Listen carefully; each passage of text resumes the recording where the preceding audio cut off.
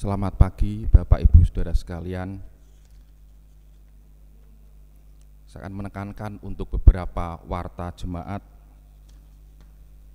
Untuk yang pertama dari Romawi yang ke-8, persembahan Natal.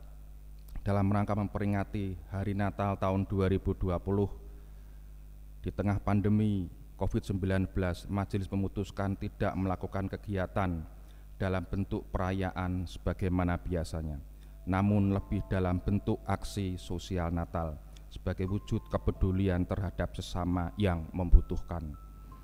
Aksi sosial Natal akan dilaksanakan oleh Komisi Diakonia yang ditunjuk oleh Majelis sebagai Panitia Natal tahun 2020 GKJ Karangayu pada tanggal 15 sampai 22 Desember 2020. Sebagai persiapan untuk pengumpulan persembahan Natal, Majelis akan mengedarkan amplop persembahan Natal mulai Minggu 29 November 2020. Persembahan Natal dapat diserahkan melalui kotak persembahan saat ibadah Minggu atau transfer bank dengan nomor rekening 017 840 8110 Bank BNI atas nama Bapak Manarji selaku Majelis GKJ Karangayu, dan kami harapkan selambatnya tanggal 13 Desember 2020 sudah kami terima. Dan yang kedua dari Romawi yang ke-9, perpanjangan masa bakti Majelis.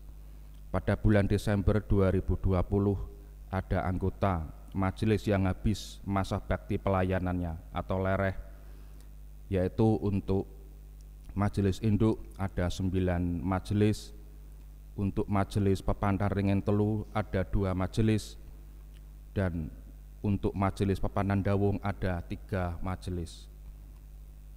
Berdasarkan hasil keputusan rapat majelis pada hari Selasa 17 November 2020 berkaitan dengan pandemi COVID-19 yang masih terjadi saat ini, majelis menetapkan memperpanjang masa bakti majelis hingga Desember 2021.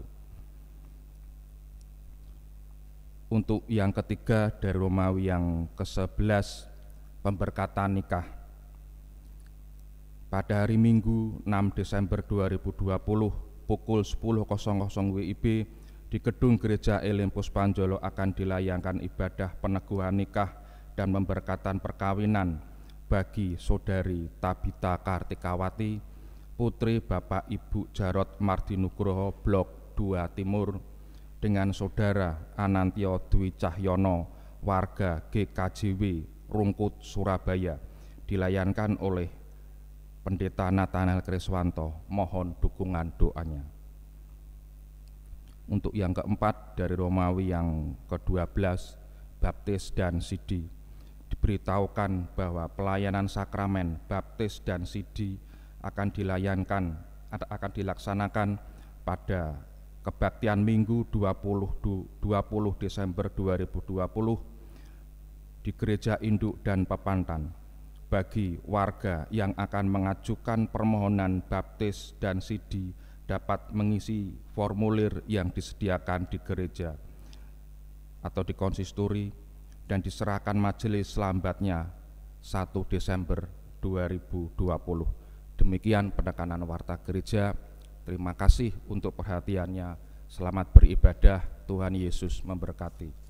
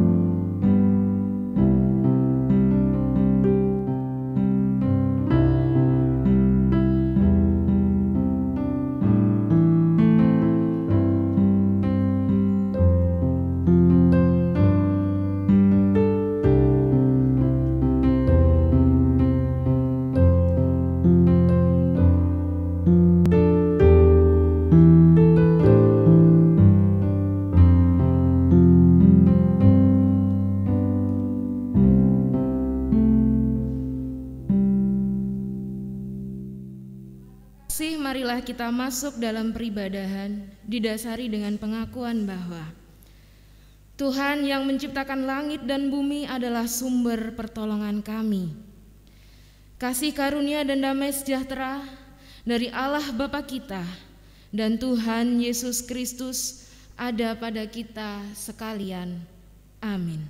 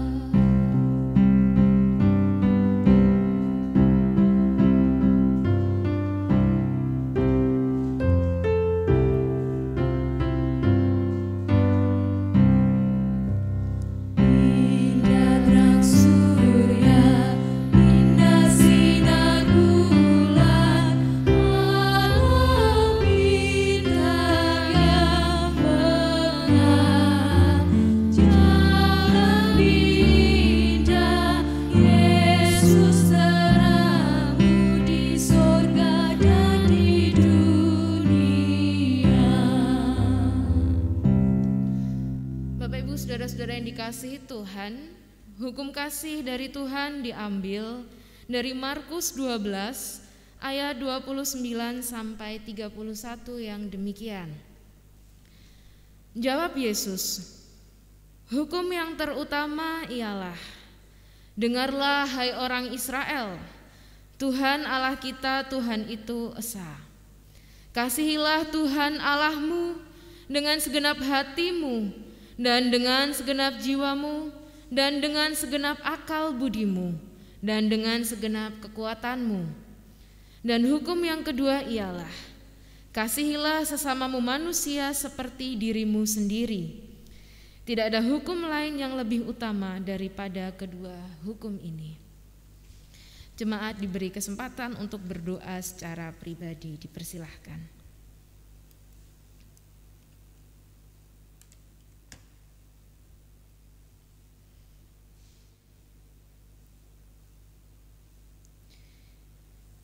Inilah ya Tuhan seru doa pengakuan dosa kami. Kami menyadari Tuhan sebagai manusia masih banyak keterbatasan, pelanggaran-pelanggaran yang kami lakukan.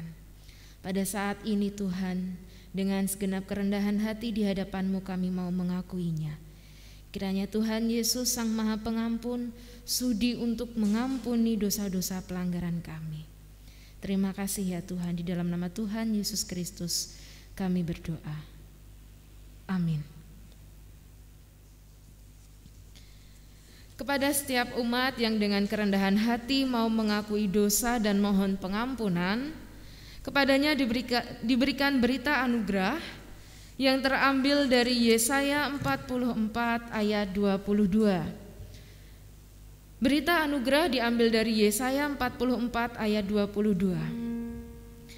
Aku telah menghapus segala dosa pemberontakanmu, seperti kabut diterbangkan angin, dan segala dosamu seperti awan yang tertiup. Kembalilah kepadaku, sebab aku telah menebus engkau.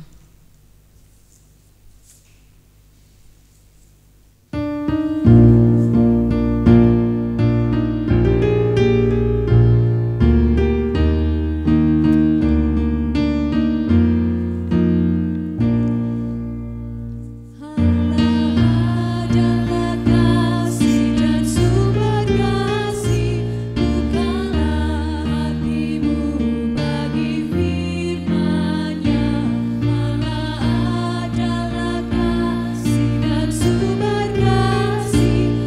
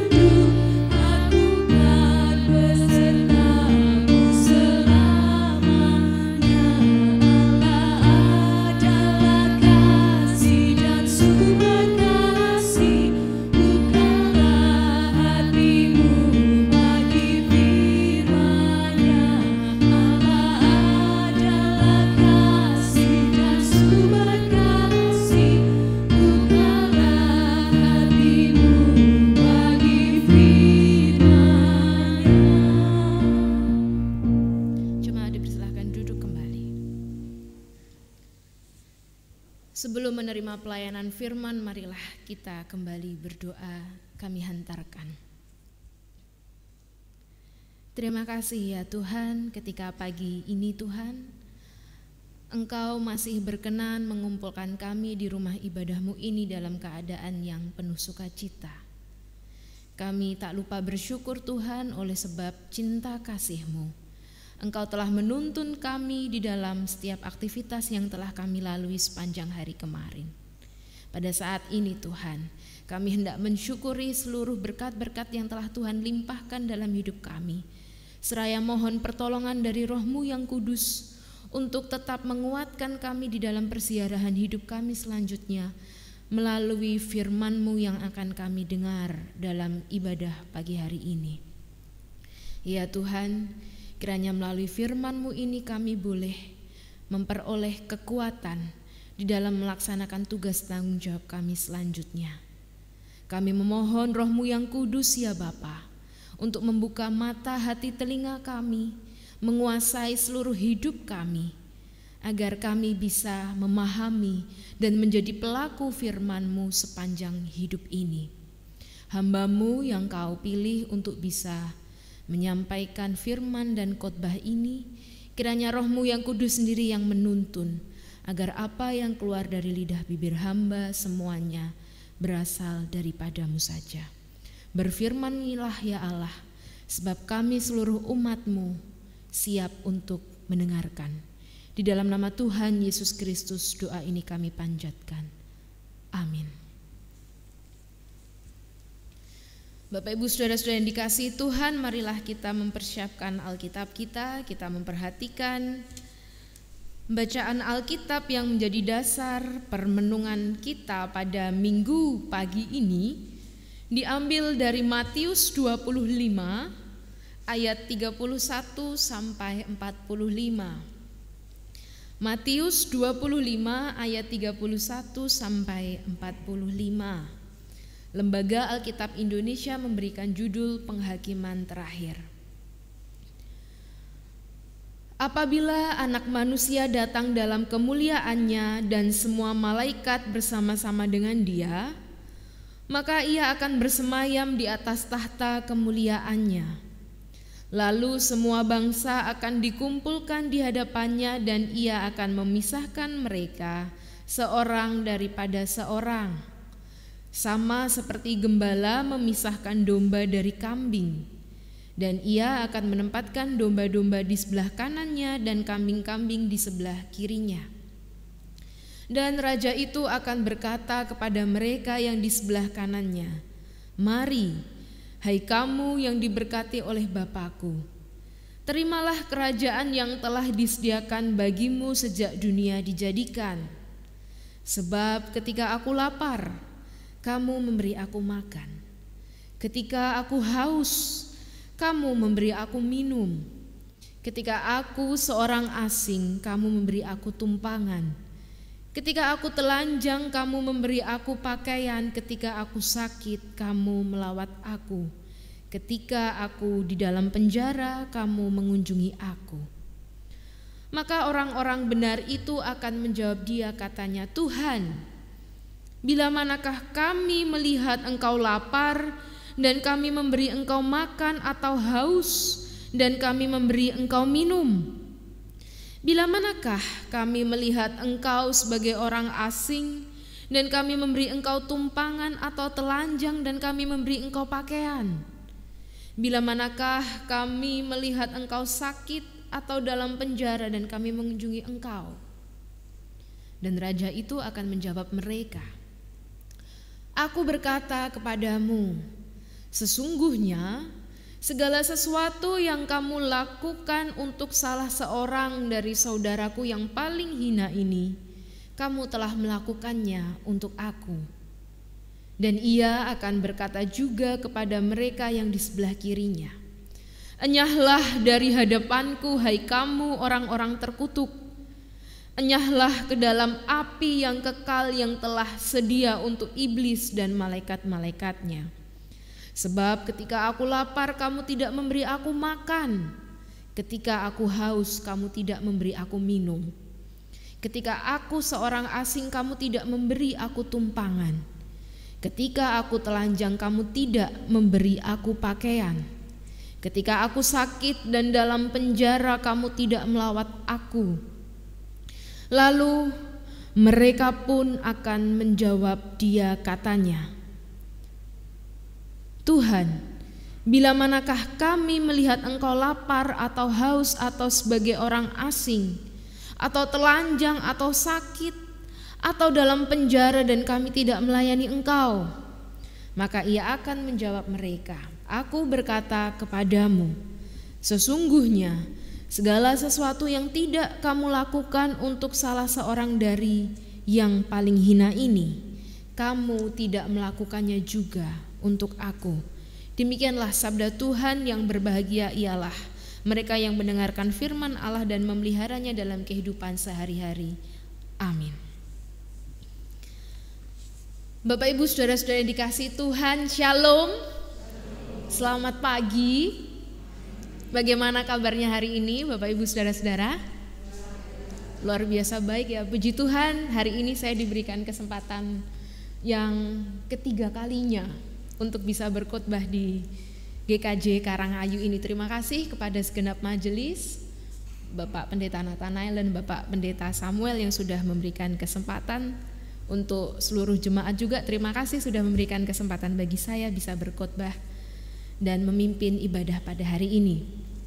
Saudara-saudara yang dikasihi Tuhan, khotbah pada hari ini diberikan judul Iman kepada Kristus menghasilkan sikap hidup kepada sesama. Sebelum lebih lanjut lagi kita membahas khotbah ini, ada satu tayangan video yang bisa kita saksikan bersama.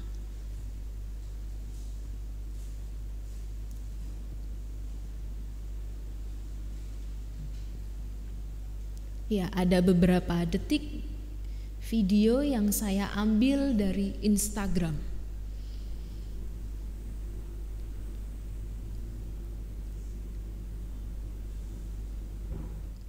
Ya, dalam video ini ada salah satu penumpang dari bis umum di sebuah daerah merekam sebuah kejadian di mana ada seorang penumpang, yakni ibu-ibu yang paruh baya, naik dan menjadi salah satu penumpang di antara mereka. Dan ketika diperhatikan, ibu ini menunjukkan gelagat sikap yang agak mencurigakan. Ditulis dalam keterangan video itu yang direkam oleh salah seorang penumpang bis, tiba-tiba ibu yang sudah tua itu terduduk di lantai bis.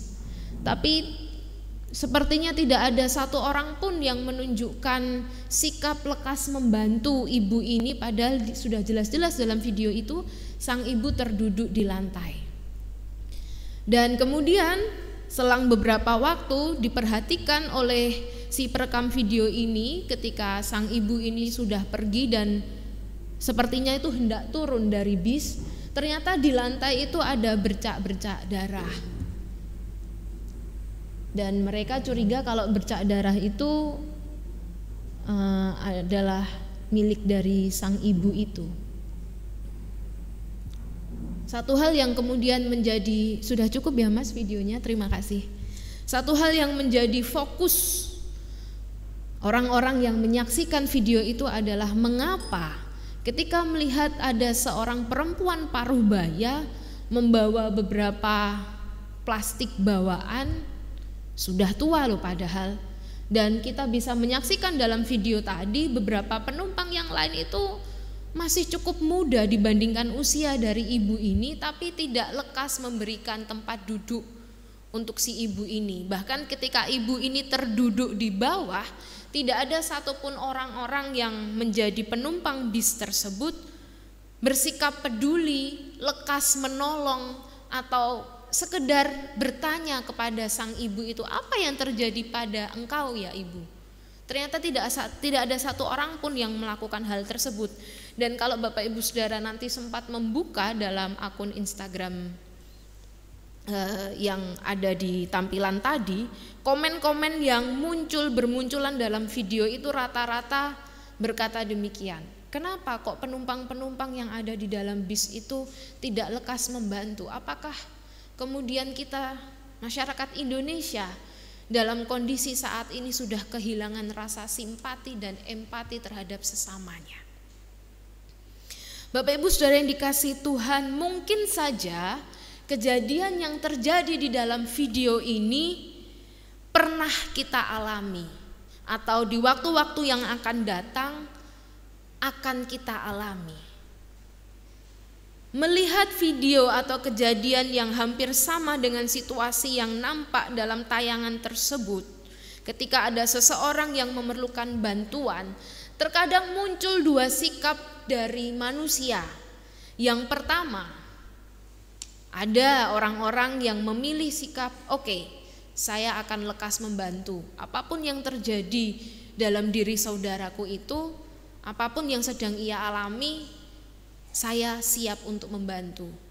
Tapi juga muncul kemungkinan yang kedua, ketika ada seseorang yang memerlukan bantuan, ada juga orang-orang yang memilih sikap acuh tidak acuh, memilih sikap tidak mau peduli, memilih sikap bodoh amat lah, terserah apa yang mau terjadi, dengan berbagai alasan.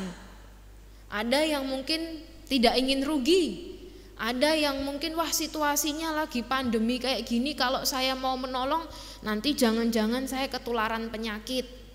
Atau mungkin wah saya tidak mau menolong, nanti saya rugi, harus kehilangan uang, harus merawat dan lain sebagainya, yang akhirnya membuat kita menunda bantuan yang seharusnya bisa kita berikan, tapi kita memilih untuk tidak membantu.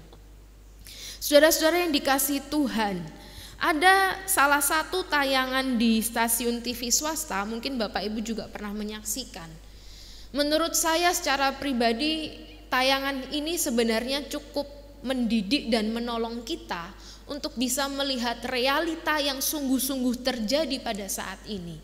Di dalam tayangan salah satu TV swasta tersebut ditampilkan adanya sebuah eksperimen yang dilakukan oleh tim kreatif TV swasta itu untuk melihat seberapa pedulinya orang-orang sekitar terhadap orang lain yang membutuhkan bantuan. Berbagai eksperimen dilakukan, salah satunya yang pernah saya saksikan, ada seorang anak dari pemulung yang bermain di salah satu wahana, di salah satu mal terkemuka. Kemudian anak ini meronta-ronta, "Bu, aku pengen main itu." Tapi kemudian ibu ini karena sudah didesain oleh tim kreatif berkata, "Wah, ibu tidak punya uang, ibu tidak punya cukup uang untuk bisa membeli tiket agar kamu bisa bermain." Melihat hal tersebut, apa yang terjadi? Apa yang menjadi tanggapan orang-orang di sekitar melihat kejadian itu? Ternyata ada orang-orang yang langsung iba dan lekas menolong ibu dan sang anak tersebut. Tapi ada juga orang-orang yang memilih bersikap cuek, tidak mau peduli, bahkan hanya melihat, melirik, kemudian langsung ditinggal. Salah satu pembawa acara stasiun TV tersebut bertanya kepada orang-orang yang mau peduli, diwawancarai, apa yang menjadi motivasi Anda melakukan hal tersebut? Apa yang menjadi motivasi Anda mau menolong saudara tersebut?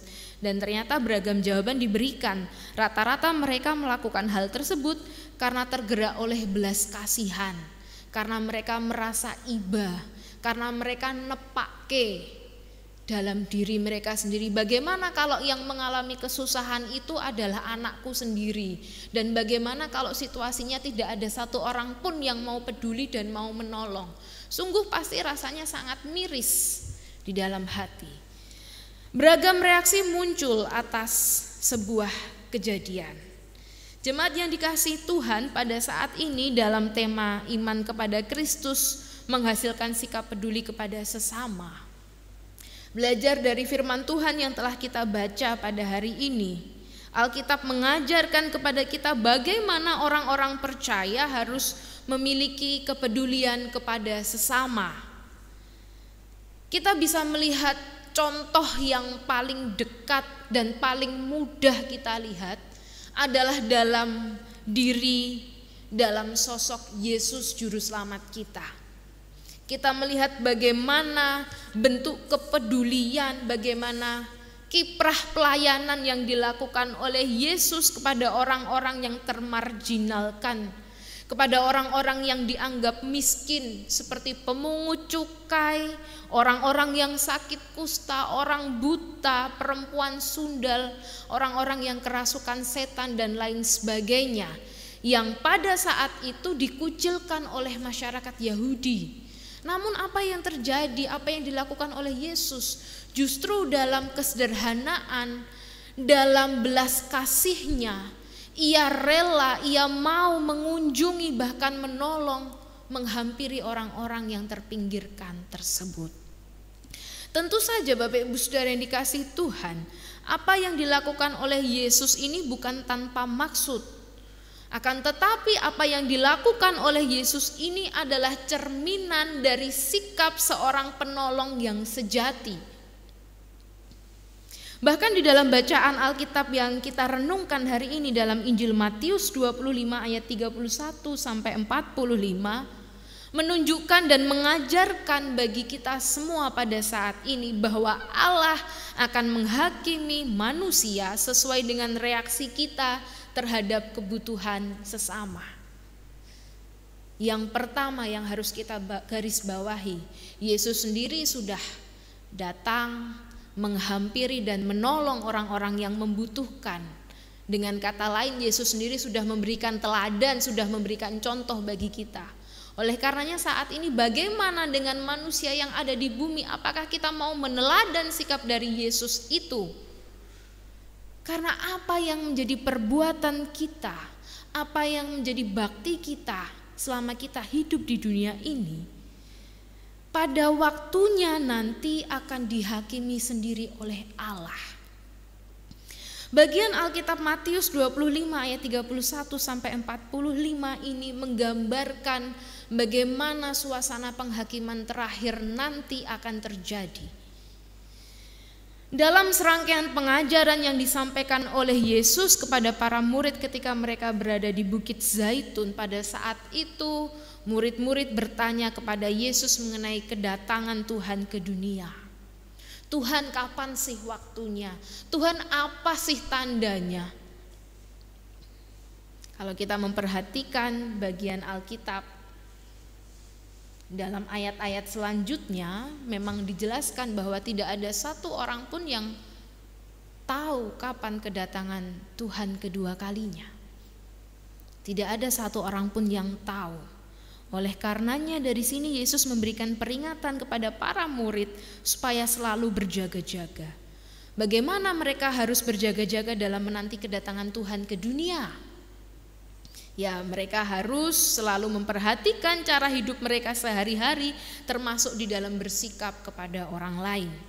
Dan menurut perumpamaan dalam perikop Alkitab yang kita baca hari ini, penghakiman terakhir yang diberikan Tuhan kepada kita ini bukan karena kekuatan manusia yang mampu mengumpulkan banyak harta, bukan karena kekuatan manusia yang mampu mencapai pengetahuan, tingkat pengetahuan atau tingkat pendidikan yang paling tinggi, bukan karena manusia memiliki jabatan khusus, akan tetapi karena sikap hidup yang benar yang ditunjukkan salah satunya melalui sikap yang mau menolong, mau peduli kepada sesama kita.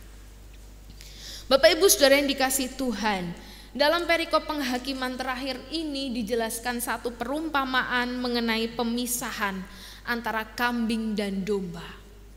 Kita harus mengetahui terlebih dahulu perumpamaan yang disampaikan oleh Yesus ini diberikan berdasarkan budaya masyarakat Palestina pada masa itu, yang mana gembala-gembala yang menggembalakan kambing dan domba akan menjaga dan menggembalakan mereka, kawanan domba-domba dan kambing itu, kalau siang hari mereka akan dibawa ke padang rumput dan pada malam hari mereka akan dibawa ke tempat di mana kawanan domba itu bisa beristirahat. Dan satu hal yang menarik adalah ternyata kambing dan domba dalam budaya Palestina ini harus dipisahkan.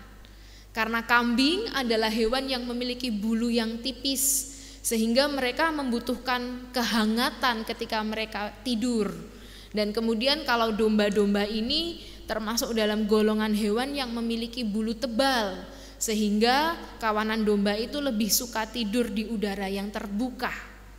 Berdasarkan budaya yang berkembang dalam masyarakat Palestina ini kemudian digunakan oleh Yesus untuk menggambarkan bagaimana pemisahan yang akan dilakukan ketika hari penghakiman akan datang nantinya. Kelompok yang pertama, Bapak Ibu Saudara, adalah kelompok domba-domba yang diletakkan di sebelah kanan. Kelompok domba-domba ini adalah kawanan orang-orang, mereka orang percaya yang diberkati Bapa, yang dianugerahi dengan kerajaan. Dan apa yang menyebabkan mereka ditempatkan di sebelah kanan? Di dalam ayat yang ke-36 mulai dari 35 sampai 38 dijelaskan bahwa mereka adalah orang-orang yang mau berbuat baik. Mereka adalah orang-orang yang mau memberi makan, memberi minum, memberi tumpangan, merawat ketika sakit, mengunjungi dan lain sebagainya. Dan sikap ini ternyata menyenangkan hati Tuhan. Dan kemudian kelompok yang kedua adalah kelompok kambing yang diletakkan di sebelah kiri, yang mana mereka melakukan kebalikan dari sikap-sikap yang ditunjukkan oleh orang-orang yang ditempatkan dan dilambangkan sebagai kawanan domba. Mereka tidak mengunjungi, mereka bersikap yang tidak baik, mereka tidak memberi makan, mereka tidak memberi tumpangan, atau bisa kita ringkas dalam satu kata, mereka tidak peduli terhadap kehidupan di sekitar mereka. Berdasarkan pemisahan tersebut, kita bisa memahami bahwa ternyata kepedulian adalah sikap yang harus dimiliki oleh orang-orang percaya. Pertanyaannya bagi kita pada saat ini, apakah kemudian sikap peduli itu menjadi tolak ukur atau menjadi skala yang diperhitungkan agar kita ini mendapatkan keselamatan? Apakah kemudian keselamatan kita ini bergantung terhadap perbuatan baik atau amal yang kita lakukan? Kalau kita beramal, kalau kita berbuat baik sebanyak-banyaknya, wah nanti kita pasti akan mendapatkan pahala. Misalkan seperti itu.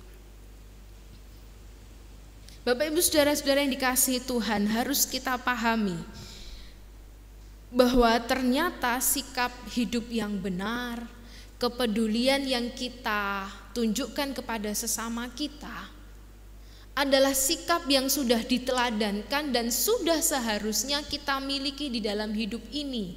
Bukan perkara hitung-hitungan, oh nanti kalau aku berbuat baik aku akan mendapatkan pahala yang besar. Bukan demikian.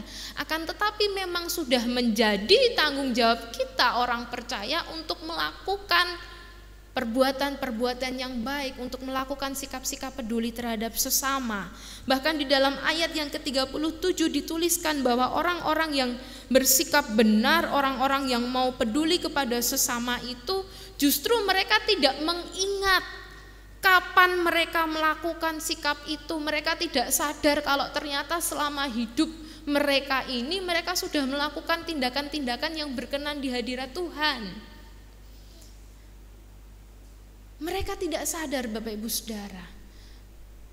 Kita bisa melihat dari ayat ini bahwa apa yang mereka lakukan ini, sampai-sampai mereka tidak mengingat, mereka tidak sadar perbuatan-perbuatan baik yang sudah mereka lakukan ini terjadi karena mereka sudah menganggap sikap hidup yang benar, sikap hidup yang peduli itu sebagai gaya hidup, sebagai lifestyle, sebagai suatu tanggung jawab, kewajiban yang secara alamiah muncul dalam diri mereka karena mereka percaya mereka adalah orang-orang yang telah menerima keselamatan dari Allah.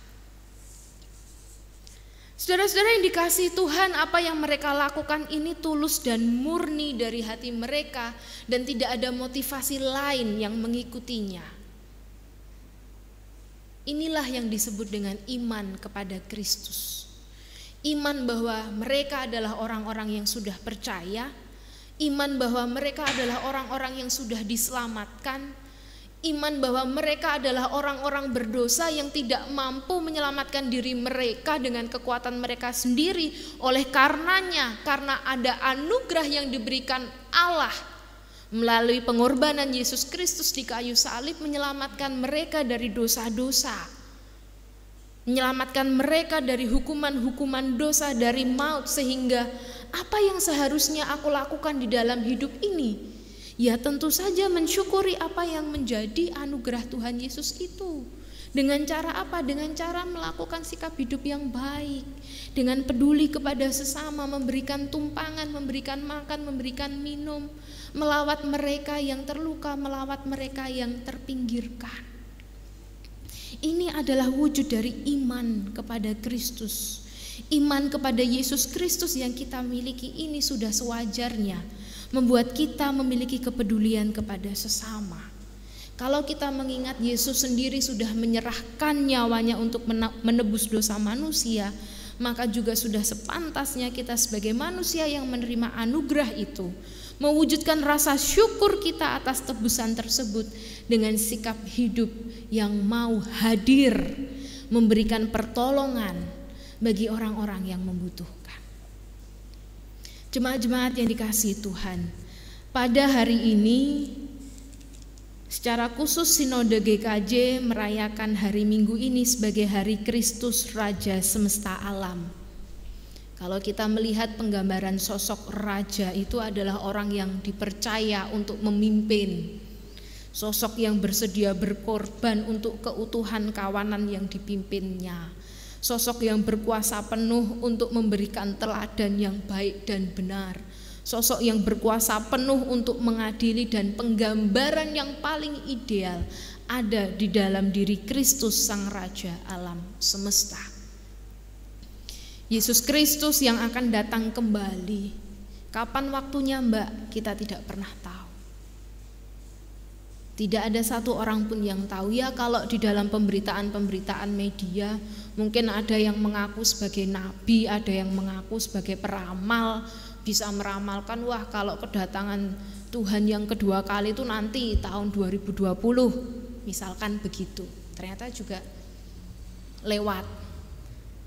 Tidak bisa, tidak ada satu orang pun yang bisa tahu kapan waktunya Kristus akan datang kembali ke dunia ini. Oleh karenanya firman Tuhan mengingatkan bagi kita pada saat ini untuk selalu berjaga-jaga.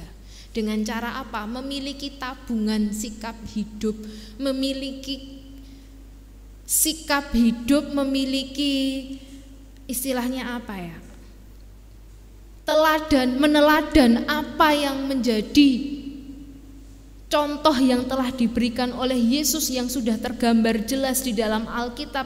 Bagaimana ketika Yesus mewujudkan belas kasih-Nya, bagaimana Yesus mengunjungi orang-orang yang terluka, bagaimana Yesus mengunjungi orang-orang yang terpinggirkan tersebut.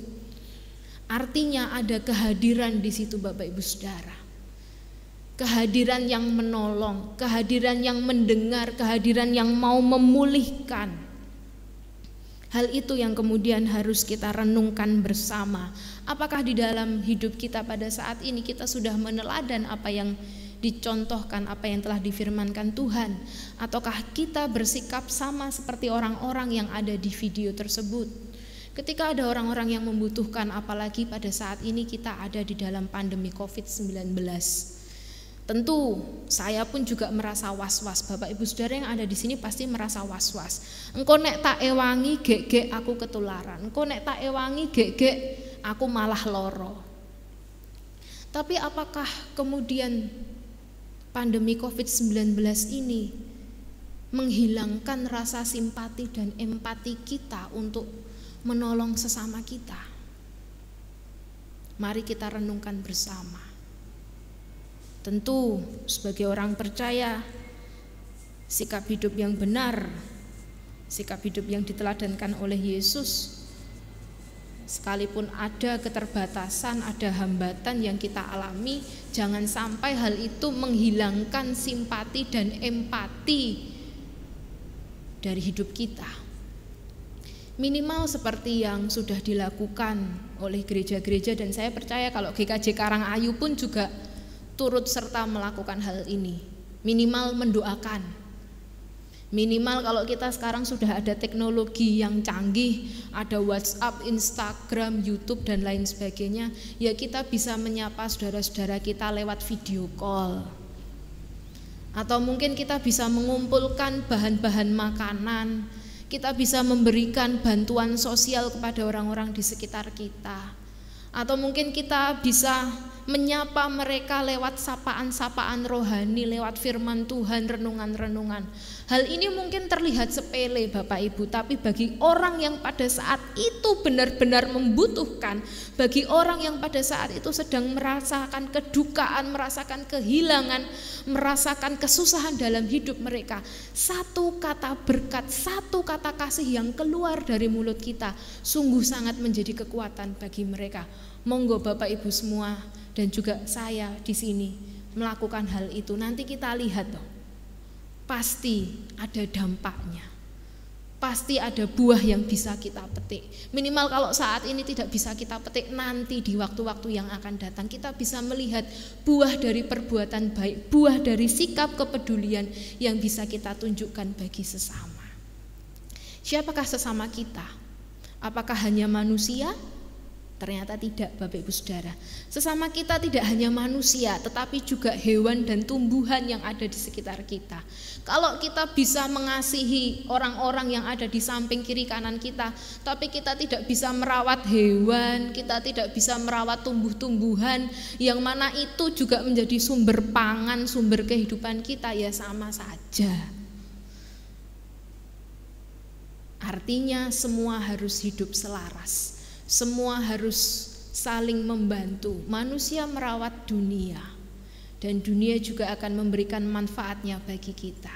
Ada keseimbangan di dalam hidup ini. Bapak Ibu Saudara yang dikasihi Tuhan, untuk memiliki iman yang teguh kepada Kristus yang mewujud dalam tindakan peduli kepada sesama. Tuhan Yesus kiranya memampukan kami melalui firman-Mu dan penyertaan-Mu, untuk kami diteguhkan, untuk kami dikuatkan, untuk kami dimampukan memiliki simpati dan juga empati kepada lingkungan di sekitar kami, baik itu terhadap sesama manusia maupun hewan dan tumbuhan yang Tuhan telah berikan bagi kami semua. Kiranya kami boleh merawat keutuhan di dunia ini dengan sikap hidup yang mau peduli, mau menolong, bahu-membahu, saling memberikan pertolongan Tuhan Yesus untuk merawat kehidupan yang ada di sekitar kami. Tuhan Yesus, ampuni pelanggaran kami. Jikalau dalam hidup lama kami Tuhan, seringkali kami masih mendukakan hati-Mu, seringkali kami masih belum bisa melakukan firman-Mu, tapi kami yakin dan percaya Tuhan, Roh-Mu yang kudus yang akan menuntun kami, sehingga apa yang kami dengar, apa yang kami baca dalam firman-Mu hari ini dapat kami lakukan dalam hidup kami sehari-hari. Tuhan Yesus yang baik, pada kesempatan kali ini kami juga hendak menaikkan syafaat kami.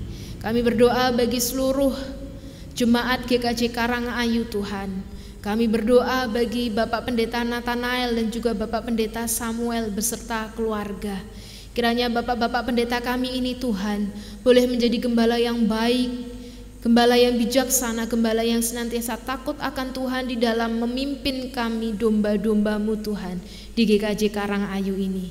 Kiranya Tuhan dengan pelayanan yang dilakukan oleh beliau berdua Tuhan boleh menuntun dan membawa kami Tuhan untuk memiliki iman yang semakin kuat, untuk memiliki pengetahuan yang benar akan firman-Mu ya Bapa. Kami berdoa juga bagi segenap majelis yang ada, kiranya juga boleh melawat, menuntun, memimpin kami, memelihara kami jemaat-Mu di sini dengan pelayanan yang mereka lakukan. Kami berdoa bagi segenap komisi panitia yang ada di GKJ Karangayu, kiranya kami boleh melakukan tugas tanggung jawab kami ini dengan sungguh-sungguh dan dengan sikap hidup yang benar. Kami berdoa Tuhan bagi seluruh jemaat GKJ Karangayu, baik kami yang masih anak-anak, kami yang dewasa. Tuhan berkati kami di dalam masa muda kami, di dalam kehidupan keluarga kami, di dalam pendidikan kami Tuhan berkati, di dalam pekerjaan kami Tuhan berkati. Tak lupa kami juga berdoa bagi seluruh jemaat GKJ Karangayu yang sudah adi yuswo. Sekalipun Tuhan mungkin secara fisik tubuh kami lemah, tapi kami percaya Roh-Mu yang kudus yang memampukan kami untuk tetap berguna, untuk tetap berjuang, untuk tetap menjadi teladan yang baik bagi anak cucu dan keluarga kami Tuhan. Tuhan Yesus, hari ini kami juga berdoa secara khusus bagi saudara-saudara kami yang mengalami kelemahan fisik karena sakit penyakit dan masih dalam masa pemulihan. Kami berdoa ya Bapa, bagi Ibu Bambang Budi Raharjo, kami berdoa bagi Ibu Sunarti Isman, kami membawa di dalam doa bagi Ibu Sumini, kami juga membawa di dalam doa bagi Bapak Sriyono Kartiko, kami berdoa bagi Ibu Pali Mirmaningsih. Engkau tahu Tuhan, saudara-saudara kami ini masih membutuhkan lawatan kasih-Mu, membutuhkan pertolongan-Mu melalui pengobatan yang dilakukan, baik itu melalui penanganan dokter, obat-obatan, maupun perawatan yang diberikan oleh keluarga. Tuhan berkati apa yang menjadi usaha kami ini, kiranya boleh membuahkan hasil. Kiranya kami tetap pasrah, berserah, berharap hanya kepadamu saja, Tuhan Yesus yang menyembuhkan kami. Saat ini ya Bapak, kami juga teringat akan saudara kami, keluarga dari Bapak Suwiknyo Filemon almarhum yang kemarin pada hari Rabu 18 November 2020 telah Kau panggil pulang ke rumah Bapa. Tuhan, kami berdoa bagi segenap keluarga yang ditinggalkan. Kiranya Engkau sendiri yang memberikan kekuatan serta penghiburan bagi mereka.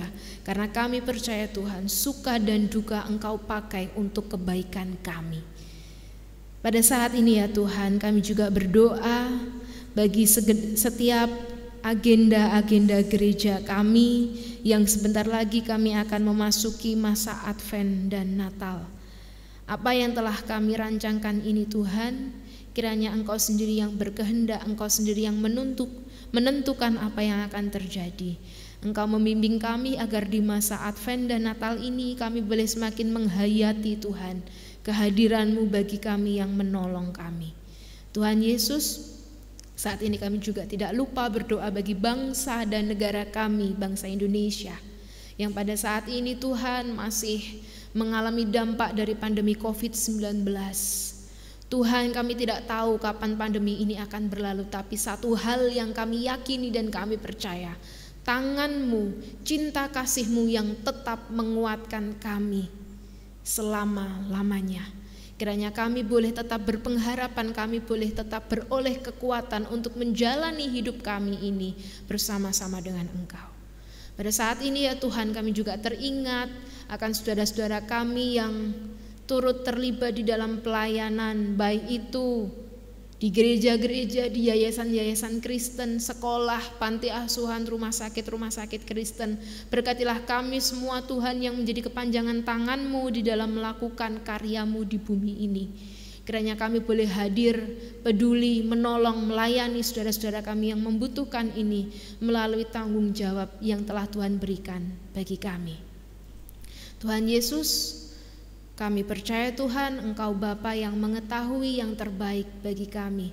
Kami percaya Tuhan, Engkau adalah Allah yang tidak pernah meninggalkan kami sedetik pun. Kami percaya Engkau adalah Allah yang senantiasa memberikan kekuatan dan penghiburan bagi kami. Setiap suka duka yang terjadi dalam hidup kami Engkau pakai untuk menguatkan iman kami. Dan kiranya ibadah pada pagi hari ini pun juga bisa membawa kekuatan dan menjadi dasar di dalam kami melanjutkan kehidupan selanjutnya. Terima kasih ya Tuhan, inilah seru doa kami, syafaat kami yang kami panjatkan ke dalam satu nama Tuhan kami, Yesus Kristus. Terima kasih Tuhan. Amin.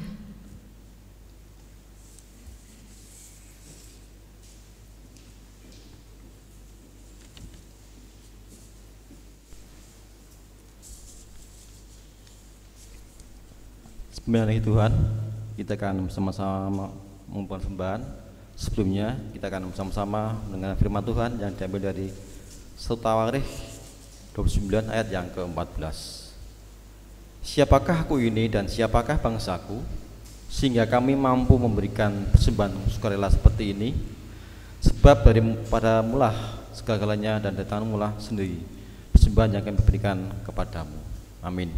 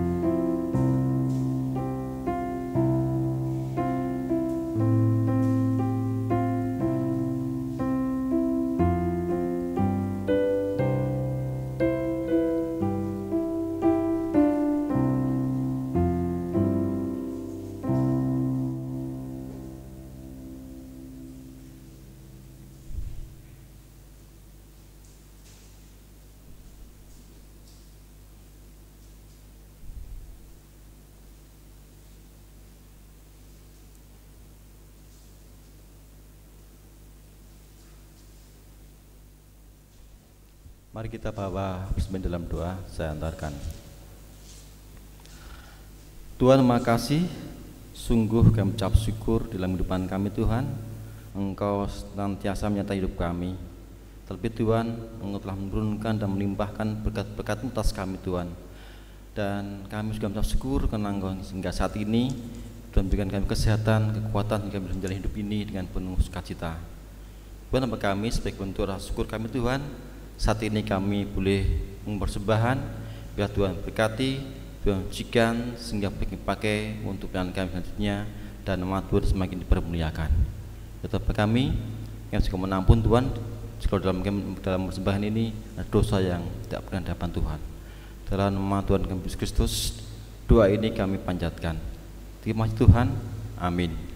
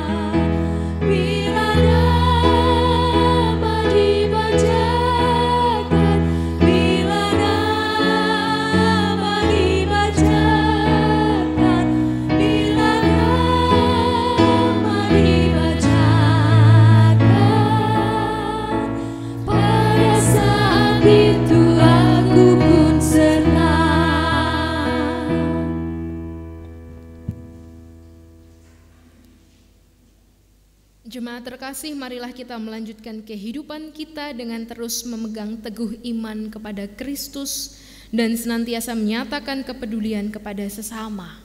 Untuk itu, terimalah berkat dari Tuhan.